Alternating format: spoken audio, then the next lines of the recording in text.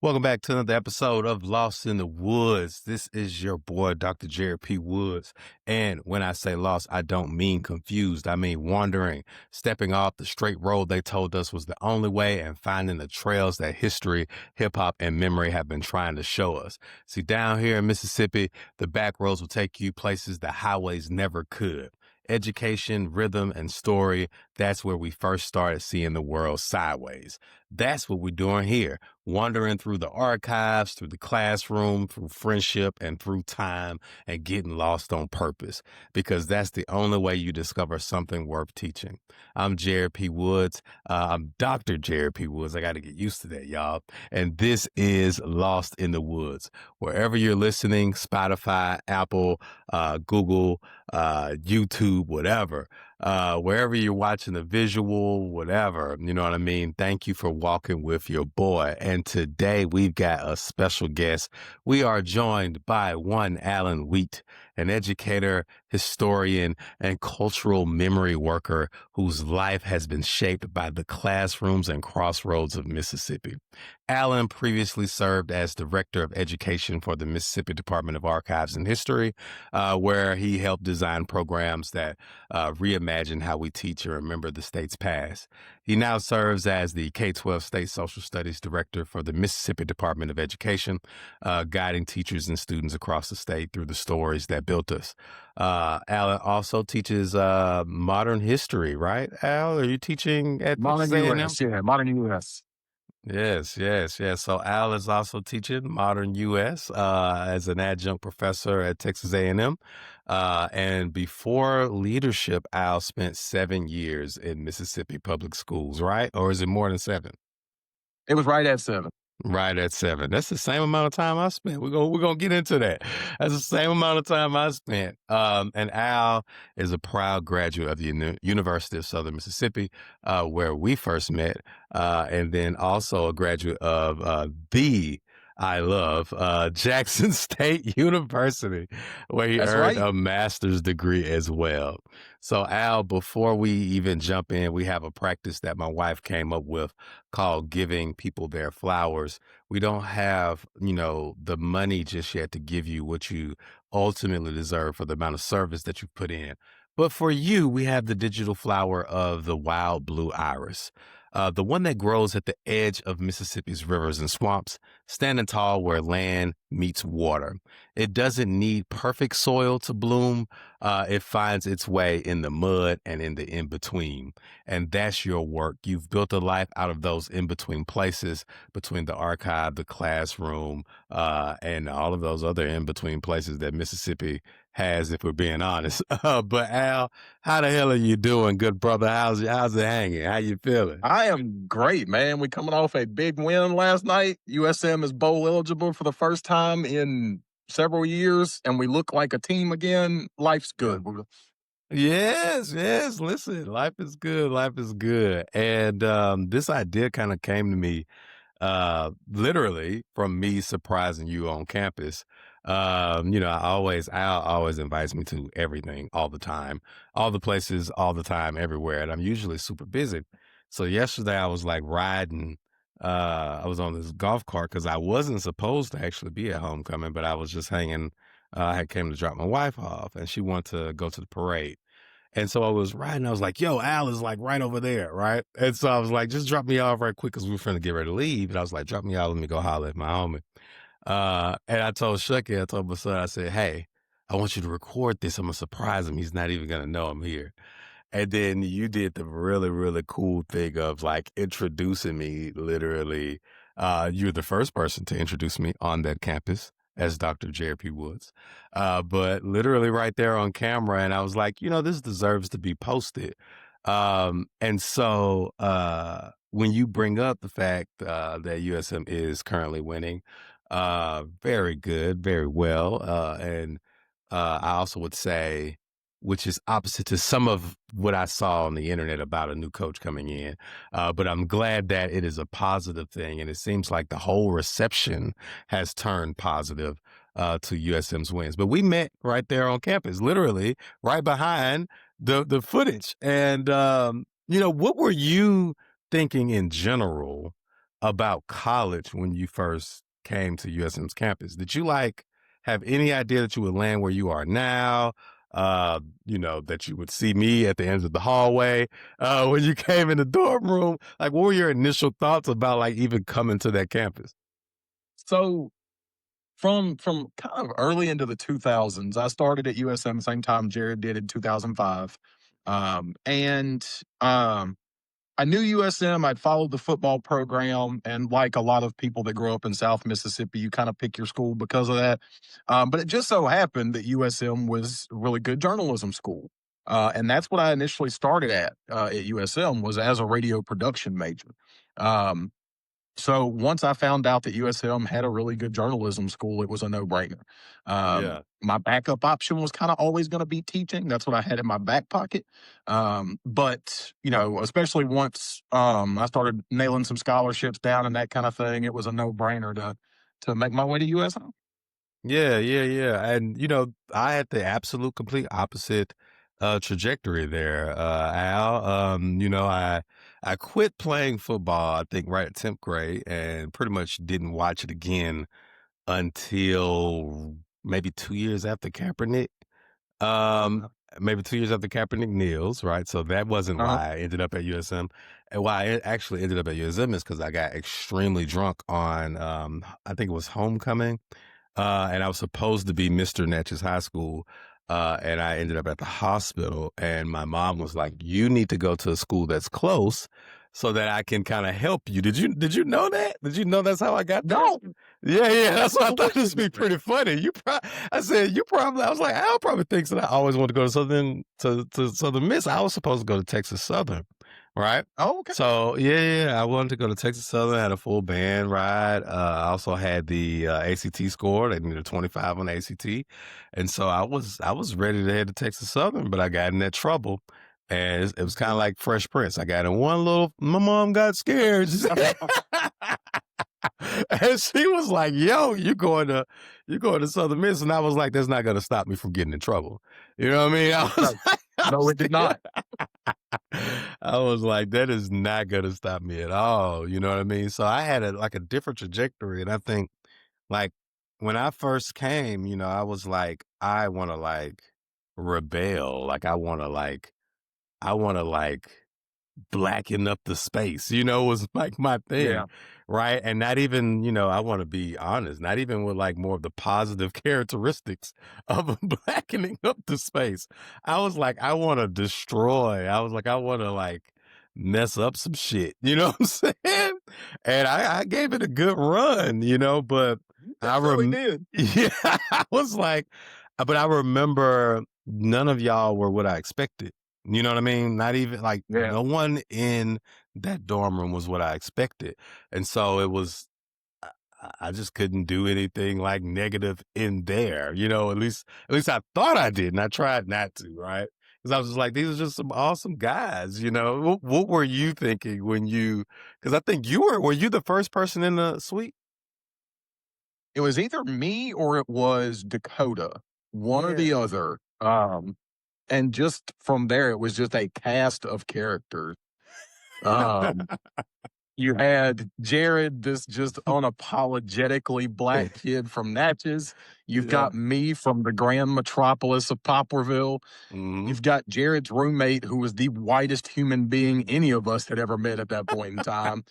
Just this amalgamation. And then, a week after we get there, Hurricane Katrina hits and throws everything for a tizzy. Everything for a tizzy. Yeah, yeah. And I think all of that like descended on us at a time because I also came to school. My thoughts were, so I was a marketing major Mhm. when I first get there. My whole reasoning was just I'd seen people like on Wall Street in TV shows, and they would have like marketing backgrounds and they would have like these cool suits. And I was like, well, if I'm going to go to school, I surely must need to make a lot of money. So I'll be like a marketer because I'll get to be on Wall Street. Straight F's, as we know. I mean, I wasn't even in class anyway. So it didn't matter what I was majoring in, but I went for marketing, and education was never like ever in my trajectory. I never thought about being a teacher. how did you switch from journalism to teaching? So, like I said, teaching was kind of always my backup plan. And what a lot of this boiled down to is I just enjoy storytelling. Mm, And so that's why I wanted to be in radio because I enjoyed doing that. I enjoy entertaining people. And I realized that, radio was a dying field and podcasting you couldn't quite see on the horizon yet to stick it out yeah. with that degree program. So I was like, oh, I'm going to be broke the rest of my life being a radio person. So let me be a teacher. Mhm, mhm. Yeah, and that Still was just broke. it.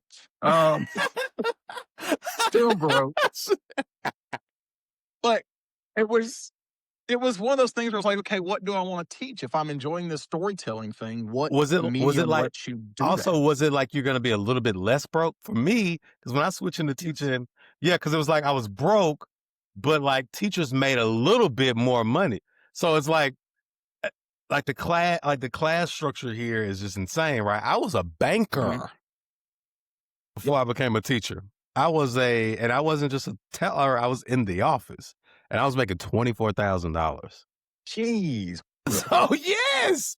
So it's like even so I want people to know just what's really like kind of happening here in Mississippi. So you can have a job like that and even though teaching is still like, you're going to be poor, but you're just a little less poor than what you Yes. were prior, right? And so Yes. yeah, that's why I was like I bet it was like still a step up, but people like listening to that, they won't hear that. They'll think that it was just, like a pivot. No, it was a step up probably, right? Yeah. A little bit of a step up from working in some small town radio station for sure. Yes, Would yes, have been. yes. I Yeah. could at least afford an apartment and live on my own.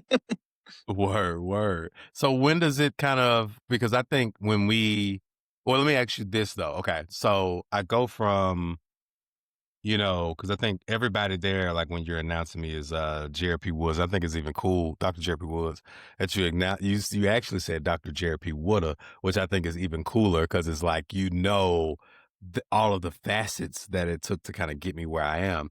I want to know two Absolutely. things. The first thing is so I leave out of the dorm room, right, and I'm kind of missing probably for I would say I was like probably missing for maybe 2 years at least, right?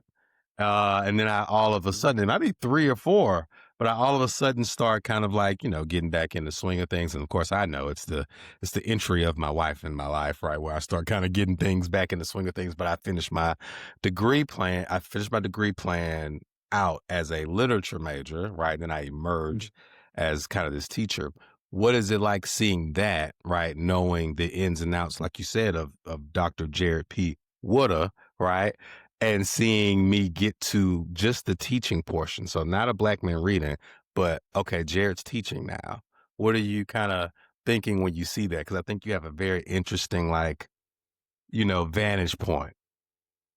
So it was astonishing when we finally touched base again. Because, like you said, you and I had been out of the loop with each other for a good while. Um, and then we kind of rekindled when you were still banking, but you were trying to get into teaching at that point. Yes, because And I called you, didn't it? I called you. yep, Yeah, go. Yeah, yeah, yeah. yep. Mm-hmm. And we met up and got lunch somewhere, and I came and hung out at your spot for a little bit. Met the wife, and then a little bit after that's when you actually started teaching. You had asked me some questions about teaching and what it was Yeah. like.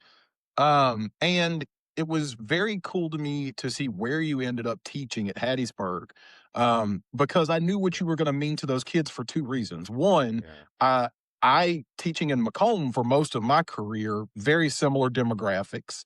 Yeah. Yeah. Yeah. Um, so similar socioeconomic status, et cetera. And I saw how hungry those kids were. Mm. And it was very much, I'm sure you faced it too, when I was like, yeah, I'm gonna go teach in Macomb. And people are like, for real? Yeah. Do you really want to Absolutely. go teach in Macomb? Um, Yes. but knowing how hungry they were and what I was able to do for students, but knowing that you had the background you had, that you could relate to those kids, I was like, man, this is the fit. Like, Yeah. those kids are going to eat him up. And they did in a good way. Yeah. Listen, I was scared as hell though. I remember that now. This is funny. This is super cool and funny because I had a very similar thing with my mom last night. So I've been on these pods and I'm like my mom, she cherished education, et cetera, and she teaches me how to read and yada yada yada. And the other night, somehow we got on the topic, right? And my mom did teach me how to read. But apparently what was actually happening was I was going to school and they were recognizing that I was like smart and I would come home and say to her, "Hey, my teacher thinks I should join the student council," or "Hey, my teacher thinks I should be in this class," right? And and she was like, "No, you would just come home and you would say, 'This is what I'm doing now and you'll have to pick me up at this time,'" right? And like now when I'm talking to you, at first I thought like in my mind, this is like what Toni Morrison is talking about with memory, like the way that you redo something as the story kind of goes on, as you're living, you have all these memories and you're changing them as you're going along. And I had totally forgotten until right now that I definitely called you because I remember I was like, I'm thinking about getting out. How does this work? What is this MAT program? You know what I mean? And how long before I get, because you got to get the license later on. And Yep. yeah. That is so cool. And it's great you went that way because my question for you was, when does it become like a passion thing for you? Because the reason I know listeners, you might not know, and viewers, you might not know, but one of the reasons he knows that these children in Hattiesburg are hungry is because you're literally leading some of them or seeing them in passing when you're doing the history day, right? So you're not just teaching, you're doing the same kind of work. So when does it become like it's almost like a mission project, right? Like mission in the sense of like a spiritual thing for you and also like a giving back thing for you. Cause even I know you have like the same kind of like relationship with multiple generations of folks too, like that I have, right? So for instance, one of my coworkers was one of your students. You Very know what much I so. mean? And so when does it turn from, okay, I'm going into teaching because, I'm at this kind of low budget thing, right? But where does it turn to a mission project, to something that it's like I have to do this, right? Because we already discussed that the money's not just there, right? So when does it kind of really Right. start to become that for you? Because I purposefully picked Hattiesburg. Like, I didn't apply anywhere else. It was like, I want to go to that school. So when does it Mhm. kind of become that for you? Because you're already at one of those schools. You know what I mean? When I kind of have that conversation with you. Yeah. So really, it was two phases. The first phase was my senior year at USM. Mm, Southern Miss's History Department used to be the sponsors of National History Day in Mississippi. And as a senior history licensure major, we had to judge at the state contest. And my first thought when I was judging it was, where the hell was this when I was in school? Like, yeah, come on now. I didn't know Yes. this existed. Like, Yes, yes. I would have eaten this up had somebody given me this opportunity when I was in high school. So I swore to myself then that I would never, they may not want to participate, but I would never deprive my students of the opportunity to Yeah, participate. yeah. And then for a year, I couldn't find a teaching job because it went from, we was in the height of the recession. And it was very much one of those, we need teachers, we need teachers. Maybe we don't need teachers right now. And it's like, well, shit, I changed to this major for the job security. Like, that's one of the main benefits. Yeah, yeah. Also, didn't help that I was being real picky with where I was applying. Yeah. I was applying to like only top flight districts. Like, Mm-hmm. let me be Mm-hmm. a first year history teacher at Madison Central. Let's do that. Yeah. Yeah, that don't happen. That doesn't happen. Yeah. So finally that second year, I was like, my mom lives in Macomb. That's where she works. Let me just go work there, get some experience. I ended up staying for 4 years. And it was that first year when I saw those kids. And I mean, yeah, it was rough. And it was, like you said, it was scary at times. Um, Especially not being like them and having to win Yeah. over that community. Um, but that's when it started to happen. When I saw kids actually enjoying history, sometimes for the first time in their life. One of the stories I tell the most, it was one of the student that you worked with. It was one of her classmates. We were Yeah, sitting in yeah. class. Kid was a basketball player, and we were reading part of Upton Sinclair's *The Jungle*. Mm-hmm. Mm-hmm. Um, and just kind of, the impact of how disgusting the meatpacking industry was at the time. And after we got done reading those chapters, we read just a little bit of it, and the student asked me after, he's like, "Where can I finish reading that book?" Yes. And I was like, "You're like Mr. Athlete, goof off in class," but I was like, "Well, first off, you're in luck because it's free. You can get it on Amazon for free because it's so old, Yeah. and you download it, and then like every day when we finish up class a little bit early, he's in the back on his phone reading The Jungle." It's like, are you kidding me? Like, this is what it's about right here. That's crazy. That's really it is what it's about. That's it's the same for me. I think, like the genuine love for the children. I mean, of course, for me personally, there's this also connective tissue between, the black study, the black struggle for like the ability to utilize education as the great equalizer. But there's also because that's not going to be enough. Let me tell you, if you think that it's just going to be just because I'm a black man, I'm from similar neighborhoods, and I show up, and they're just going to be like, "Yay!" and we're all going to be like, what's that movie where I think it's Sandra Bullock and she like goes, you know what I mean? Like I know it's what you're not. talking about. It's not going to be like that. These kids want actual, Tremaine Lee, he calls it convincing evidences. They want proof that you actually love them and that you actually will show up for them and that you actually believe that this education shit works. You know what I mean? Like they gotta believe that you actually believe it works and that you are living within this idea that it works. You know what I mean? And if you can't give them that, I think you're gonna have a very difficult classroom a lot of times on your hands when you're in those types of schools, right? I think when you're in any kind of school, if you can't prove that, you're gonna have some type of issues. You know what I mean? Yep. And it was, Yeah. I mean, from the go in Macomb, like I knew it was so evident early on that if you didn't give a shit, they knew very Yeah. quickly. They can smell And it. so They can when they smell it. invited me to stuff, I was there. Like, "Hey, Mister, we got a dance program at church this weekend. Will you come?" "Yeah, I'm there. Let's go." Um, Usually followed quickly by, "I do want to ask one question. Am I going to be the only white person there?" And they're like, "Yes, you will be. Yes, you will be." And I'm like, "All right, that's fine. I don't care. I just wanted to ask." Yes, yes, yes. And then you transition, right, out of the classroom into and correct me if I get any of this stuff wrong, because your titles are like, they're getting longer and more important, but Director of Education for the Mississippi Department of Archives and History. What is it, first of all, because I had to deal with this, I guess I'll answer it here now, and then I'll say it for you. What was the question is how difficult was it to leave, right? The classroom for you and leave those kids and to leave. Oh, you didn't really have to leave like National History Day, but to just leave the classroom, let's say, and head into this position. And how did you kind of like work through that? And then what did it mean for you though to get that position? Yeah, yeah. So it was a little terrifying. I mean, um, because education is all I had known. That's all I had done. That's what all my schooling was for. Everything. So like complete career change. Still in the same scope, still in education, but like nothing I had ever trained for. Yeah. Um, so I had just gotten burnout is what it came down to. I went back to Macomb after some stints away at some other schools.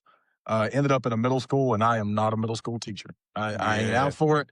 Middle school teachers are our toughest soldiers out there. I'm trying to tell you. Shout out to y'all. So literally at the 6 month mark, like we get to November right around Thanksgiving, and I'm looking for jobs. And I mean, I'm looking for, I'll be a manager at Subway, like just get me out Anything. and anything. And archives just happened to be looking. They were fixing to open the two museums. They wanted a new director of education that had classroom experience. I go in for my interview. The one of the first things they asked me is they were like, "Hey, we've got some lesson plans online. Have you checked them out? What do you think about them?" And I was like, "Well, the first three I checked all out were between 35 and 60 pages long, and nobody's ever going to use those." Yep. And they started writing in notebooks. And I was like, "Well, I'm either hired or I just lost a job. Like, there is no middle ground at this point." Yeah, yeah, yeah, But yeah. I got the job, and we went. Yeah, yeah. And what did it mean? It was what is it? It's the Civil Rights Museum, and then the other one is what? Is it the Mississippi? What was the The other Museum of museum? Mississippi History. Well, first of all, before I ask you this, let me talk about it for me. It was tough as hell Okay. for me as well, right? Like I think let me bag up. Yeah, I think it was obviously more about me leaving the kids and like the tradition, I think, of education than it was Mhm. because I definitely too was burnt out on like the bureaucracy of it, like the whole, Oh, yeah. all of that is just the worst of the worst. But the kids and the tradition of like being an educator was something that I think I was struggling with. And then also just like being of service, like to my community, you know what I mean? In a way that had gotten familiar. You know what I'm saying? And so that was tough, but I knew I just had like a feeling like, okay, well, this is a pivot. And for me, it was about like getting some time back so that I could do some of these other pursuits that I had. And so I echoed that same feeling. But now, right, you find yourself the director of education for the Mississippi Department of Archives and History in one of the most pivotal states in the union, right? And you have these two museums, right? These two very specific museums, right? And you, right, are a white man for better or for worse, right? What does it mean? Like, what was that weight for you? Because I mean, for me, it was easy. It's easy for me to trust it because I had seen the same thing, right? We're watching, I think of us as like mirrors, right? So I'm watching you do similar work that I know is rooted in both because you invited me. One of the whole reasons you're here is you invited me to a podcast that you created that was literally about you showing love for Mississippi. You know what I mean? And this is like you said before podcasts even like you were a visionary, right? You were a trailblazer at this time. You were like, Woods, what's what we gonna do, man? I'm working on this thing and it's about I just want to show people that mean, and Okay. I remember you kind of you were like, "Hey, I want to do this podcast on Mississippi because I want to show people that Mississippi is like something worthy of loving and talking about, and it has just almost as much positive history as it has negative, right? And so we could be good stewards of both of those things, and it starts with at the bare minimum, me getting on here and talking to you on a microphone, but also like you on the other end of that, you're now the director of education for the Mississippi Department of Archives and Histories. So what does that mean to you or what did it mean to you as a white man, kind of being in charge of both, what we know as history, uh, from a white person's lens, but also like a true archivist getting in the weeds and digging in for that real history and then creating something as magical as those two museums, right? And having that run and sending kids through it and making sure that they're getting the proper presentation. So what did that mean for you as a white man from Mississippi yourself? So, uh, I can tell you that if it would have been even college, Al, Yeah. that I would not have been able to appreciate it like I do now. Hmm. And it's the stint in Macomb. Like, I have to give it back to Macomb every time I can, that they set me up because, I mean, those kids taught me more about civil rights history in Macomb or in Mississippi than I did in any college class. Um, they were just good stewards. The community, they knew their history, they knew the community, and it put me in a spot where I could appreciate it more. And then because of where I grew up, I mean, Pearl River County is probably one of the most conservative counties in the state, rife with racial history. Yeah. Yeah. And me being able to tell those stories or not even tell, but like introduce people to those stories and to those larger than life figures that people think Mississippi didn't have. Because growing up, we learned the Holy Trinity, Yeah. Martin, Malcolm, Rosa, Yeah. and we might learn about Emmett Till, and that's about it. We Yeah. don't. I. It was college or later before I learned about Bob Moses and Fannie Lou Hamer and all these people. Medgar Evers. I think like I was talking to somebody. I was talking to somebody the other day, and I was like, "It is insane." I feel like it's insane that I'm from here and I can't like I feel like I should be able to like rattle off everything about that man. Like if you Correct. go to school here, we should the same way everybody in Georgia and Alabama can like rattle off. Like I was like, we should have that same reverence. And I mean, aside from like stuff that we should do, I just don't think that we do. And Yeah, I'm trying to do my own due diligence to do that. And I know you are, and like you said, I think the function of reintroducing folks to stories that are already shaping them. Like I talked to folks about Natchez, Macomb, like these places that are literally built on top of so much history, and you don't have access to those stories. It's very important that you're reintroducing those stories because they are your stories. You know what I mean? And so exactly. I was just so in awe of it, like I was like, that's what's up. And I was like, that's my roommate. You know what I mean? And so I think we're both I was like, it's a no brainer. Of course. I was like, if Al's still here or whatever, we need to get, I need to get Al on there because it's literally, like I said in the caption, we're two random Mississippi souls who are like thrust together at like 18, then 20 years Yeah, later, like we're literally still engaged in this culture work, of being good stewards of the land and of the people who've passed through it. And I mean, it means so much to me, and it means so much to me to share it with you, is what I would say. yeah, and that's a mutual feeling. Like this is getting to watch and see all the great things you've done, and just to be a small part in it. Uh, so thrilled. Just because of where, like you said, where we've come from and how far we've come. Yes, yes, yes. So, okay, so now what is your new title? So I am the K-12 State Social Studies Director at the Mississippi Department of Education. Okay. And how long have you been in that role? December will make 1 year. Okay, good, good, good. So what are you seeing? What ways are you seeing that you're going to utilize things that you or skill sets that you honed, right, as an educator in Macomb?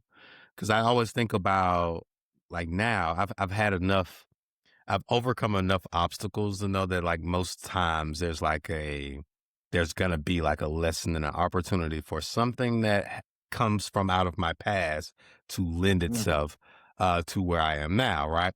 So what are some of the things that you think are gonna ultimately kind of lend themselves to this role?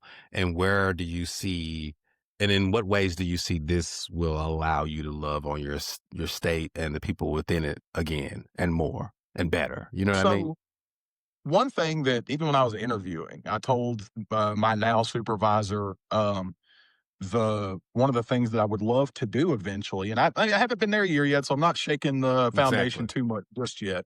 But one of the things I do want to do is that directly ties to what we've been talking about is Mississippi studies should be more than a half credit course. Yeah. Um, you just cannot teach the history of this state in a half credit course. For Mm. those that don't know, in a block schedule class, which is our school, which means you take 4 classes a day, that class only lasts 1 semester. So you're in it from August to December, and Mhm. that's it. And that's it. Or if it's in your 7 period day, you might have it every day, but you're only in there for 45 minutes. Yeah. Um, 45 to 50, and you gotta figure you're only getting 35 of that to actually teach Mhm. between getting them in, settled down, getting them ready to roll out. So it's just so much of what we would love to teach about Mississippi history and culturally in Mississippi, and the rest is just you're killed by time that you can't pull it off. Yeah. So that's one of the big things I would love to do. And then the other thing that I'm really trying to take advantage of is a lot of the connections that I've been able to make to get organizations that aren't working together to do so. So, Yeah. like Yeah. for for MDAH to be the historical agency for Mississippi, why is MDE not working hand in hand with them on historical projects? Well, now we are, Yes, yes. because of those connections. Come on now. Come on now. That is when I went to go see Robert F. Smith talk in New Orleans. I think he's the richest black man in America. If he wasn't, I'm sure he fix it, right? Figure it out, figure out how to make it so. But he was talking about he was talking about what do he call it? Like what he looks for is like opportunities for like businesses that he runs to get into the same ecosystem with another business and work together, like to share services so that they can work more efficiently. And that's the same thing, right? Like I always look at things. This is why I call this lost in the woods, because everything is interconnected, right? So when you're talking about the like it's wild that we can still have the opportunity to like create things like that where we can say, yo, why is MDAH not talking to MDE? Right. I mean, I'm glad that I was able to like illuminate this, right? But it's wild that we still have so many opportunities to illuminate things when we've been trying to educate people for thousands of years at this point, right? And so, but it takes us, right, like being brave innovators in those spaces to connect those dots. Because, like I said on the 3.5 episode that I released, however Mississippi is doing is how the rest of the union goes. And so if we can have people, change makers like you in those spaces who are genuinely, literally just good people who want to do good work, you know what I mean? Who are unencumbered by like these biases that we know exist here in this state and in this union, right? Overall, because everywhere is the South, as Malcolm X said. And so I think it's just so super important that you're able to point out those Granovet, or one of the things I was going to use as a theoretical lens in my dissertation, this weak ties, strong ties theory that Granovetter has, and this idea that if you have these strong ties, these are people like that you grow up with, and they don't usually kind of help you. It's like a closed fist. But these weak ties and people like that you meet randomly in a dorm room in 2005 could later materialize into these folks that you have. I've helped do those lesson plans you've talked about. We've done those cool random intersectional cross panels between comics, literature, and the classroom. We've done so many amazing, cool things. And it's just from these, like I said, like you said, these random connections that you're now going to be intentional about connecting. And I think that that's going to be so transformative and powerful for you, because I'm doing the same work now, being intentional and having you on the show. You know what I mean? There we are. Yeah. Word, word. All right. So what are you listening to right now? Um, I'm gonna say hip hop, but go ahead and put the folks on some metal too, because that's I got you. Al has blessed me. One of the weirdest, strangest things that ever happened to me all those years ago was I literally go in there, and when I first come in, I look straight down the hall and I see this large white man playing this guitar, right? And so we're gonna put him on some metal too. But what's the hip hop that you listening to right now? So I've always been, and stereotypical jokes aside, always been a big M fan. Yes. So love listening to Eminem. Yeah. But just because of the cleverness of the lyricism I was gonna is say the just good what thing with gets me. Eminem is like you don't have to feel bad about that though. Like No, he's no, he's freaking amazing. exactly. Yeah, yeah, Um, yeah. been on a Kendrick kick since the beef last year, or however many years ago it was now. It feels like it was 20 years ago. Doesn't it feel like Um, it's way back there with Ether, like with the J and yeah, it's it that really big. does. It feels that big. Yeah. It does. But my friend who you've met a couple times now, my friend Michael Flowers has been Mm-hmm. putting me onto some different stuff too. And you have as well, because as Jerid said, I am a metalhead, but so a lot of the rap I enjoy is more aggressive in nature. Yeah, yeah, yeah. So like I knew like party Lil Jon music. I never Mm-hmm. listened to like some of the OG stuff where Yeah. he's basically a metal artist rapping. I was Yeah, like, yeah. okay, we can get behind this. Mm-hmm. So Mm-hmm. that's been great. Tech Nine has been a big one Yes. for me lately. I actually went to a show a couple months ago where he was on a bill with several metal bands. Like it was a Mm-hmm. bunch of metal bands and him. And he killed it. Like Yeah, just yeah. kept up there, was on par with them, and just incredible performance. So that's where I've been there. Nothing, I'll be honest, a lot of the newer rap is just not for me. Yeah, Not gonna yeah. denigrate it. Not gonna denigrate it. If people enjoy it, that's what they enjoy. But it's just not, the sound isn't there for me. Mm-hmm. Yeah, yeah. I Um, mean, and we're getting a little older, so that's what yeah, I just try to use. I'll let them They want to call me and say I don't get it. I just don't get it. Y'all win. Exactly. Yeah, Exactly. yeah, yeah. And to put people on some metal, if you are a hip hop head, there's a couple bands I would recommend. One is a band out of Atlanta, Georgia called Seven Dust. Um, Mm. they have a very good, soulful black lead singer named LaJohn Witherspoon. I'm gonna have to check them out. And he incorporates a lot of soul into kind of how he does metal. So it works really well. And then along with them, a band that I saw open for them is a band called Nonpoint out of Florida. They do a lot of like rap rock mix, but not quite like Limp Bizkit style, like old school. A lot more creatively, in my opinion. Like, don't get me wrong, guilty pleasure. Limp Bizkit is one of my guilty pleasures. Mm-hmm. But Nonpoint do it in a much more musical way that I think comes across really well for hip hop heads. Yeah, yeah. Um, so those are some really good options. Yeah, and tech is a perfect segue into metal. I think tech, Danny Brown.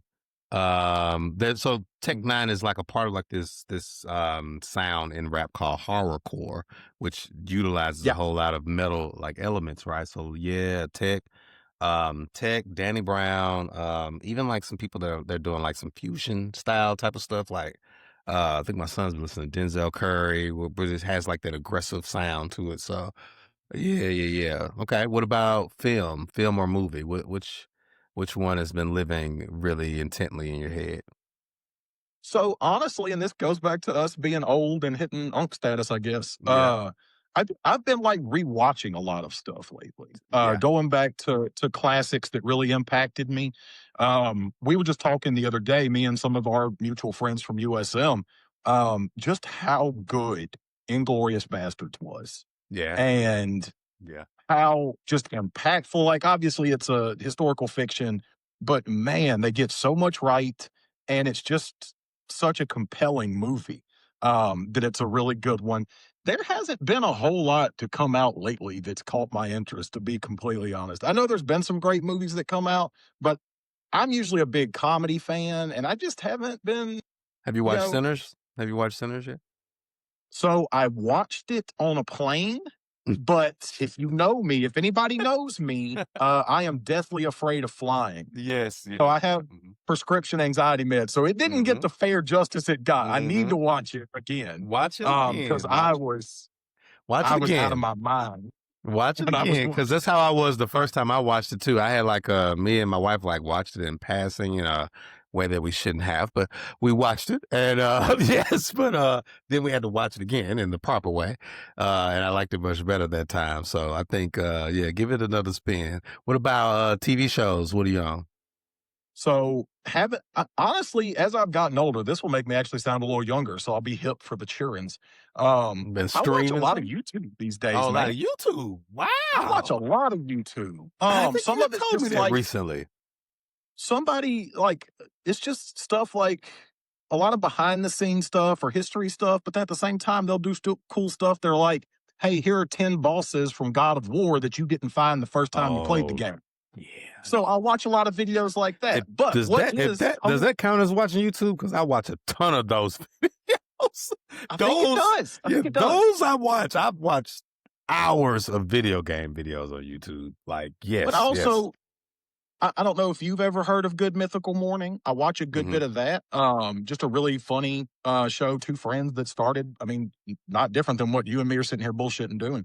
And they're really entertaining. And then what I am, this will be a streaming show that comes out today. Actually, if this today that we're recording, Hmm. is Welcome to Derry. So Mm. it is a spinoff of Stephen King's It Oh stories. yeah, yeah, And they're yeah. going to do a deeper dive into the history of the town where it takes Hmm. place. So it's a HBO Max series that comes out today. So I've got to renew my Max subscription so I can start Wow. it. Yeah, yeah. I've been watching Gen V from. It's the spinoff from The Boys. Oh, On see, I haven't watched The yes. Boys yet either. Oh gosh, because I know, I know, I know. you like Game of Thrones, right? Oh, absolutely. So same gore level, if not Okay. maybe more. right? but Okay. um, but really good, really good storyline. Like you're gonna be in that story, and then just go right on Awesome. into Gen V after. Just Okay. go right on into Gen V directly after. Putting it on the So list. I've been watching that, The Sopranos late at night. But on YouTube, man, I've got this weird obsession with Neville Goddard's. It's like these AI generated, like you can do it videos, but it's Neville Goddard, and it's like also Alan Watts, like the As a Man Thinketh. Like so, it's just Mhm. like they're letting AI generate from their, from all of the lexicon of the works that they put out there, and the AI just generates these thoughts. At least that's what I think is happening. But I enjoy them. I love them. I love them. I just sit and listen to it, and it just gives me these deep little cool little anecdotes and ways of looking at philosophy. So I've been on that. And our last thing is, what album has been teaching you something right now? So an album that's just been teaching you something. You said an album? Yeah, an album. Yep. Ooh, hmm, that's a good question. Hmm. I think so. This goes back to metal again. Um, but there's this band called Gojira. They are a French metal band. Cool. If you watched the open, it's interesting to me. They're a French metal band with the Japanese name for Godzilla as Yeah. their band name, which is Yes. interesting. Yes. But if you watch the opening of the Paris Olympics, they did a song for the opening of the Paris Olympics, which was really cool. But just the musicality that they are able to insert with the brutality of metal Yeah. just is impeccable. We got to see them live a couple years ago, and literally one of the heaviest things I've ever seen in my life. But you're getting it from these uber talented musicians who can just do things sometimes that you didn't think were possible. Um, so that's really the one I've been enjoying a whole lot of lately. Word, word. I think one album that always teaches me something is Love Supreme by John Coltrane. I go back into it. I think it's more so the storyline of him. Like I think he goes into the attic and he's like he's not coming down until he hears from God. So I always like go back to that album. But if I had to pick something, a song that I think always does it for me, there's what is it? Nothing Compares to You by Prince. He wrote it for someone Yeah. else. He wrote it for It was I'm trying to remember who it was. yeah, it's like it's shit. White lady is like a white Yeah. singer, and like the Was it yeah, Sinead this. O'Connor? Yep, that's what it was. Yep, that's Yeah. exactly what it I'm was. Yep. sure fixing to search it up. But yeah, Yes. that was her. So he wrote that for her, and it was a hit, etc. But then he goes and like records it in his basement, like just with the time. And there's a visual of it, and he's like dancing nonstop, and they're just recording, and it's just showing like his intense commitment to practice. You know what I mean? Like he's in there sweating and there's no one there. They're just practicing, you know? And I'll tell you with you mentioning that, one that just came to mind. This is an artist that I did not learn about until a couple years ago. But obviously, being a rock and metal fan and also a historian, obviously the blues is what led to rock and metal. hmm So hmm listening to some of those blues artists to see where those influences come from, and the one that really just grabbed me was R.L. Burnside oh yeah. and some Oh of yeah. his albums. Yes, Just yes. so good. Yes. My homie, I think don't you know Harley? He was a teacher. He loves R.L. Burnside too. And he put me on. So Yeah. great. Yeah. And you can't go wrong with it. I just said that on I think it was on episode 3.5 where I was like, listen, I feel like blues is like Rosetta Stone of You're American not wrong. music. You know what I mean? Like you can always go back to blues. It doesn't You matter can what it connect it to hip is. hop. You And can it's connect yep, it to metal. it is the Rosetta Stone of music. Or of American music at all is what I Yeah. where I situate it. I'll say American music, but I know that it has its tentacles like even further. But you can anything American music, you can definitely go back to it. It's like the archive of music. And I think of it as like again, like I said, it's like it, what I feel like it's like this spiritual thing, right? That people just go dip into. Yep. It's like what the gumbo is that they used to always tell us about in school. And you can take your cup, your ladle, and you be like, Yep. I want to create something new musically, right? And you go right into Mhm. the blues. and you come out, and then you got like Zydeco, you know what I mean? Yep. Or you go right to the Yep. blues, and then you got like go-go music, you know? And It's yes, like you the call and response that was the hallmark of bounce music is just yes. from both field songs and Mhm. blues. Yep, and so it's not even like I don't even think of it as something like braggadocious because what you do with what comes out with the ladle is always something new and innovative. So it's beautiful what you do with it once you take it out of there, Absolutely but is. it comes from out of there. You know what I mean? And so, and we know that that comes from out of here in Mississippi. So Correct. yes, yes. I'll end us there. This has been Lost in the Woods. Thank you so much for joining us today, Al. It was a long Absolutely time my pleasure, coming. man. And of Yes, sir. course, we had to get it done. And here's the thing, wandering matters, right? The straight road only ever leads us back to where they want us to be. But the woods hold lessons, the sounds, the songs, so don't be afraid to wander. Don't be afraid to get lost because out here in the woods, you don't just find the world, you find your people. You know what I mean? So until next time, keep reading, keep listening, and keep wandering. Peace. Later.